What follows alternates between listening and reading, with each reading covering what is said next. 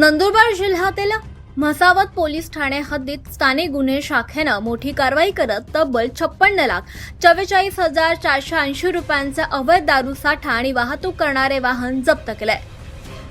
या प्रकरणी 4 जणांविरोधात म्हसावत पोलीस ठाण्यात गुन्हा दाखल करण्यात आलाय आणि पुढील तपास आता सुरू आहे। स्थानिक गुन्हे शाखेचे पोलीस निरीक्षक श्री हेमंत पाटील यांना 21 मे 2026 रोजी गुप्त बातमीदारामार्फत माहिती मिळाली होती की म्हसावत ते तोरणमाळ मार्गावरून पांढऱ्या रंगाच्या पिकअप वाहनातून मोठ्या प्रमाणात अवैध दारूची वाहतूक होणार आहे। या माहितीच्या आधारे पोलीस निरीक्षक हेमंत पाटील यांनी विशेष पथक तयार करून कारवाईचे आदेश दिले। एलसीबीचे पथक राणीपूर दशामाता मंदिराजवळ सापळा रचून थांबलं असताना रात्री सुमारे 8:30 वाजण्याच्या दरम्यान म्हसावत कडून तोरणमाळाच्या दिशेनं जाणारं संशयित पिकअप वाहन दिसून आलं। पोलिसांची चाहूल लागताच या वाहनातील चालक आणि क्लीनर वाहन रस्त्यावर सोडून पसार झाले। पोलिसांनी वाहनाची तपासणी केली असता MH15 HH 8276 क्रमांकाच्या पिकअपमध्ये मोठ्या प्रमाणात अवैध दारू आढळून आली। या कारवाईत वाहनासह 26,80,000 रुपयांचा मुद्देमाल जप्त करण्यात आलाय। दरम्यान जप्त दारूचा माल हा म्हसावत येथील सत्तार ठाकरे याचा असल्याची माहिती पोलिसांना मिळाली।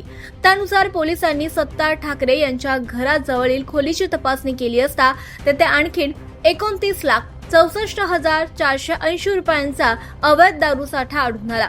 यावेळी एका व्यक्तीचं आधार कार्ड देखील पोलिसांच्या हाती लागलं। या संपूर्ण कारवाईत एकूण 56,44,480 रुपयांचा अवैध दारू साठा आणि वाहन जप्त करण्यात स्थानिक गुन्हे शाखेला मोठं यश मिळालंय। या प्रकरणी म्हसावत पोलीस ठाण्यात गुन्हा रजिस्टर क्रमांक 193/2026 नुसार महाराष्ट्र दारूबंदी कायदा कलम 65 E 108 आणि 8199 4 जणांविरोधात गुन्हा दाखल करण्यात आलाय।